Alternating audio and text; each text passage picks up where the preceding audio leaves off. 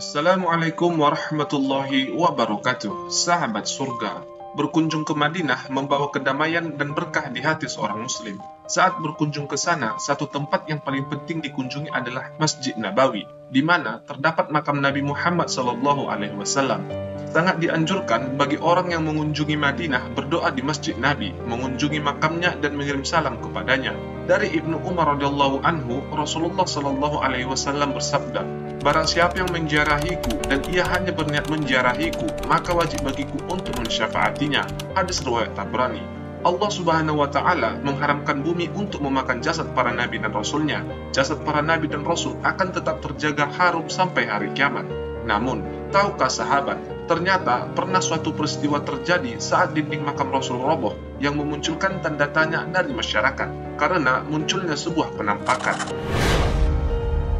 Alkisah, peristiwa robohnya dinding makam Rasulullah tersebut terjadi pada masa kekhalifahan Sayyidina Khalid bin Abdul Malik bin Marwan, dan saat itu gubernur kota Madinah adalah Sayyidina Umar bin Abdul Aziz. Imam Al-Azyuri meriwayatkan bahwasanya Khalifah Khalid bin Abdul Malik memerintahkan kepada gubernur Madinah kala itu, yaitu Sayyidina Umar bin Abdul Aziz, untuk merubah rumah-rumah istri Rasulullah yang telah beliau beli.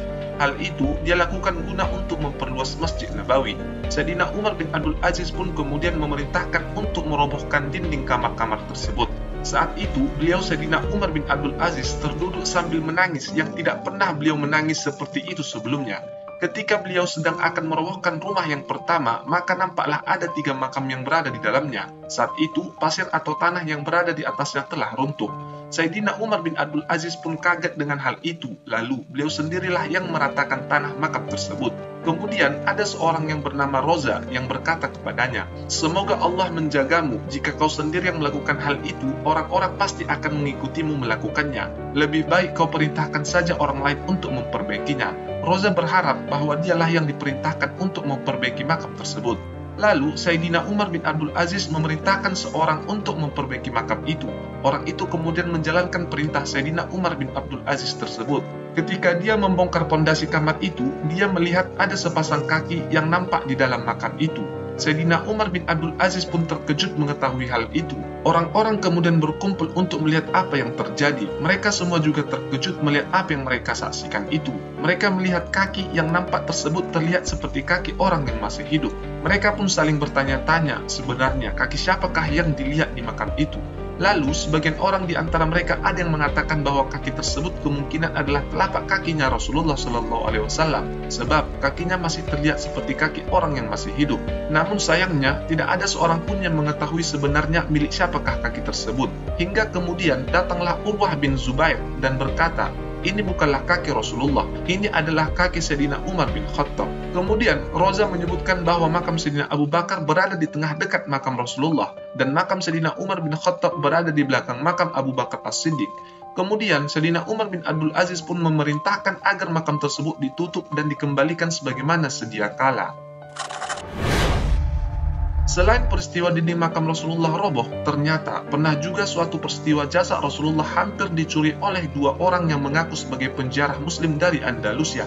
Terlihat dari wajah mereka gurak-gurak ketakutan dan jawabannya pun berbelit-belit.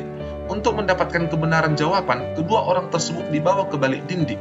Lalu dibukalah celananya. Ternyata kedua orang itu tidak berkhitan. Setelah diinterogasi terus-menerus, keduanya mengaku bahwa mereka adalah tentara salib yang diutus oleh raja mereka untuk mencuri jasad Rasulullah. Usaha untuk mencuri jasad Rasul sudah mereka lakukan sejak lama dengan cara menggali terowongan di sebelah kiblat luar masjid. Setelah itu, keduanya dihukum mati dan mayatnya dibakar di luar Masjid Nabawi agar kejadian serupa tidak terulang kembali. Sahabat surga, karena keistimewaan Rasulullah membuat banyak yang mengincar peninggalannya dan juga suatu prestasi besar untuk mencuri jasad Rasulullah bagi orang kafir.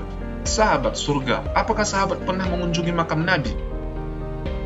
Kami berharap suatu saat nanti kami bisa mengunjungi makam Nabi, dan mari kita berdoa semoga kita nantinya disatukan bersama Rasulullah di dalam surganya Allah Subhanahu wa Ta'ala. Amin ya rabbal alamin. Wallahu a'lam bishawab. Sekian video dari kami, semoga bermanfaat. Wassalamualaikum warahmatullahi wabarakatuh.